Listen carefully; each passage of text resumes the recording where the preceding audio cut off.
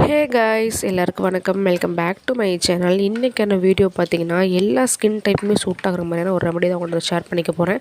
இந்த ரெமடியை பொறுத்த வரைக்கும் பார்த்தீங்கன்னா எப்போவுமே உங்களோட ஃபேஸ் வந்து நல்லா ஃப்ரெஷ்ஷாக வந்து வச்சுக்கோங்க. இதை வந்து நீங்கள் எந்த டைம் வேணாலும் யூஸ் பண்ணிக்கலாங்க. நீங்கள் வெளியில் போகிறீங்க அப்படின்னா நல்லா அந்த ஃபேஸில் போட்டு நல்லா ரப் பண்ணிவிட்டு நீங்கள் வந்து அப்படியே போகலாம். நல்லா ஃபேஸ் வந்து நல்லா பிரைட்டாகவும் நல்லா ஃப்ரெஷ்ஷாகவும் இருக்கும். இல்லை நீங்கள் வீட்டில் தான் இருக்கீங்கன்னா எந்த டைம் நீங்கள் ஃப்ரீயாக இருக்கீங்களோ அப்போ வந்து யூஸ் பண்ணிக்கலாம். இது வந்து எல்லா ஸ்கின் டைப்புமே வந்து நல்லா சூட் ஆகும்.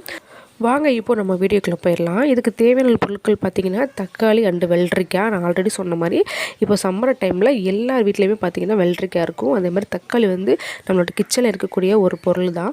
ஸோ பார்த்திங்கன்னா ரெண்டையும் கொஞ்சம் நல்லா வாஷ் பண்ணிக்கோங்க. வாஷ் பண்ணிவிட்டு நான் வந்து பெரிய வெள்ளரிக்காய்ன்றனால அதில் ஒரு கால் பகுதி மட்டும் எடுத்துக்கிறேன். நான் வந்து ஒரே ஒரு தக்காளி மட்டும் எடுத்துக்கிறேன். இதுவே பார்த்திங்கன்னா ஒரு 5 டேஸ்க்கு வந்து உங்களுக்கு வந்து வரும்.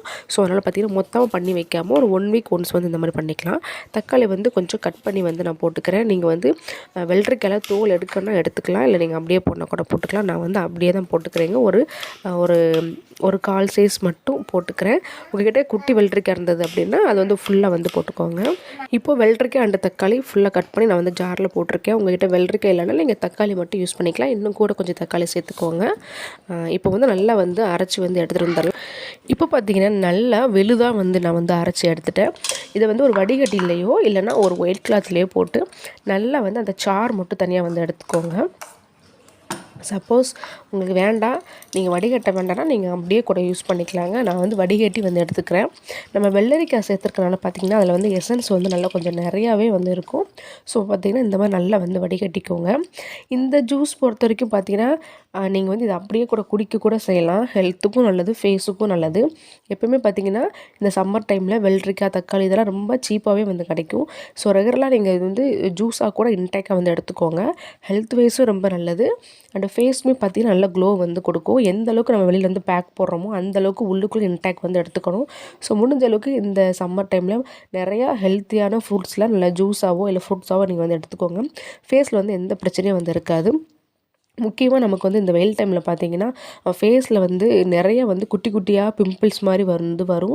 அது குழந்தைங்களுக்குலாம் பார்த்திங்கன்னா அலர்ஜி மாதிரி வரும். இந்த ரெமடியை பொறுத்த வரைக்கும் பார்த்திங்கன்னா நீங்கள் குழந்தைங்கள்லேருந்து பெரியவங்க வரைக்கும் யூஸ் பண்ணிக்கலாம். இப்போ வந்து பார்த்திங்கன்னா இந்த ஜூஸ் கூடவே வந்து நம்ம பால் வந்து ஒரு 1/4 கப் அளவுக்கு வந்து சேர்த்துக்கலாங்க. இப்போ 3த்தையும் பார்த்திங்கன்னா சேர்த்து கொஞ்சம் நல்லா கலந்துக்கணும். இப்போ நீங்கள் குழந்தைங்களுக்கு வந்து யூஸ் பண்ணுறீங்க அப்படின்னா நீங்கள் வந்து அன்னன்னைக்கு வந்து ரெடி பண்ணிக்கோங்க. ஃப்ரிட்ஜிலலாம் வந்து ஸ்டோர் பண்ணாதீங்க.